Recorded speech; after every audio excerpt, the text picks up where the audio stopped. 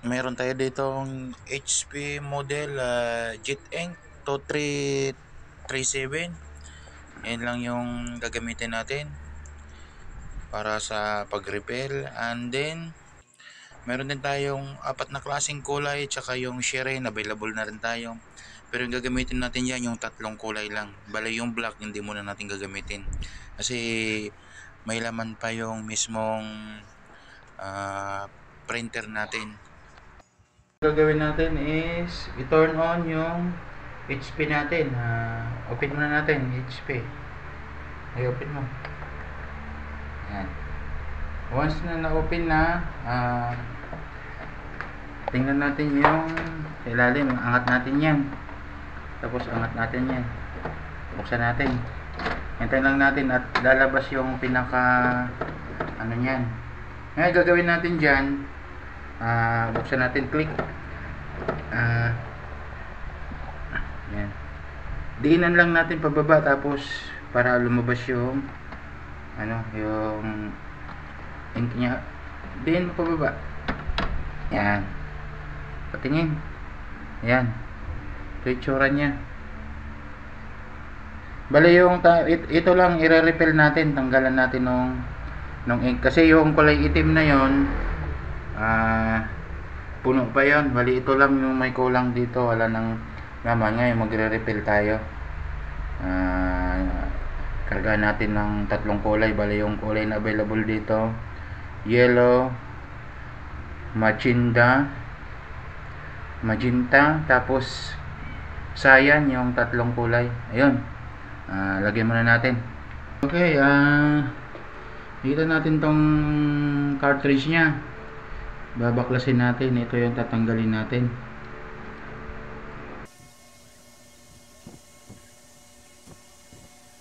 Natin to kasi dito tayo maglalagay ng yung ink nya.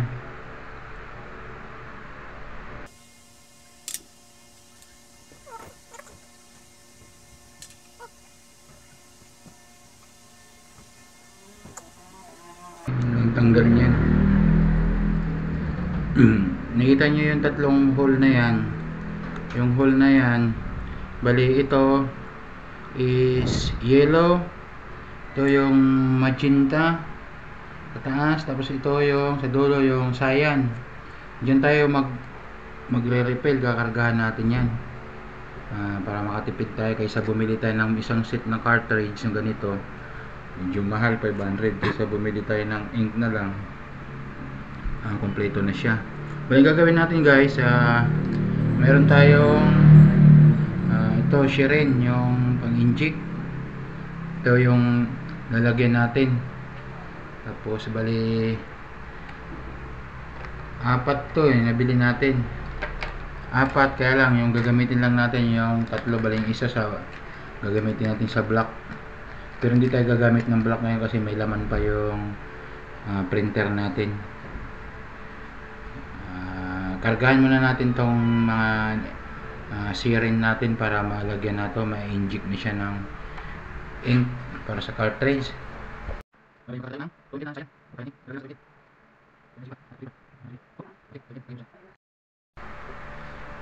Takpan natin para hindi siya tangayin ng yung hangin hindi kumupas yung hangin.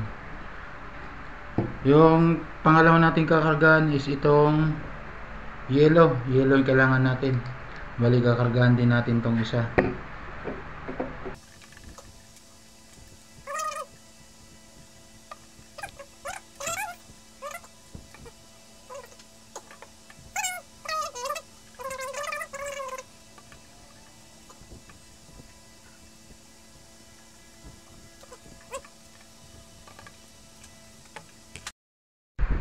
Bali may laman na yun natin. Bali sunod natin gagawin is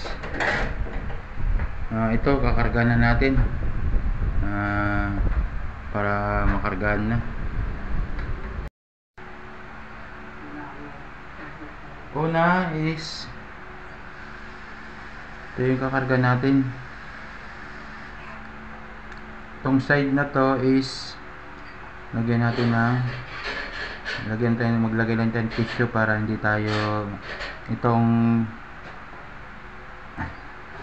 i-inject lang tayo dito. Tapos kakargahan natin.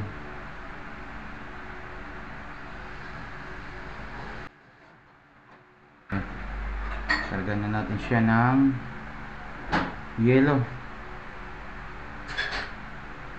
Then sunod ikakarga natin is itong magenta. Ganito sa taas to. Red yata. Ha? Red yata.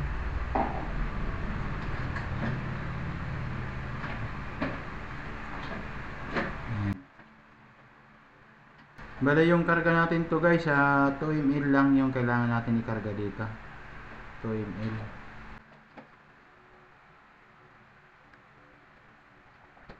Sunod itong nakabila. Ito yung sayan. Ito yung lalagyan natin.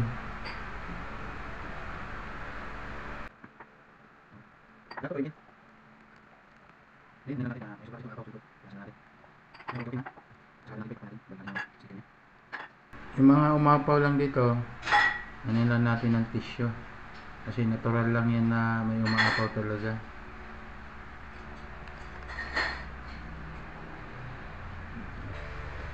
Balik lang natin yan dyan. Ganun pa rin yung paano maglagay, paano magtanggal, ganun yung pagbalik.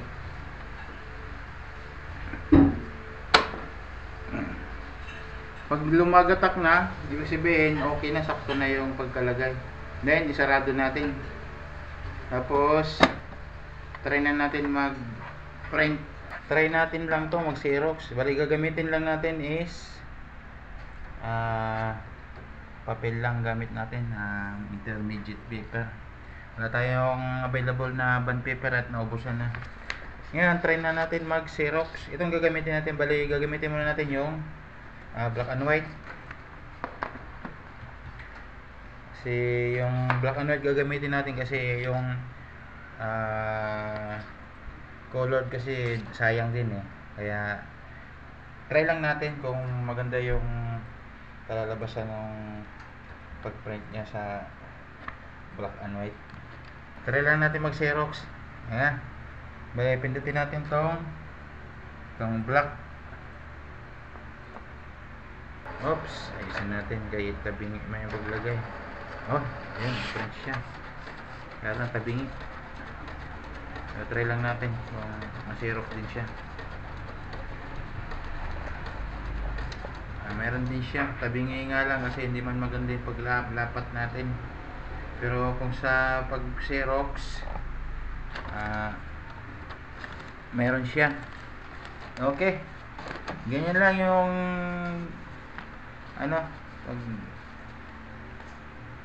ng ink. Ayan, mag-repel. Okay na yan guys, ganyan lang.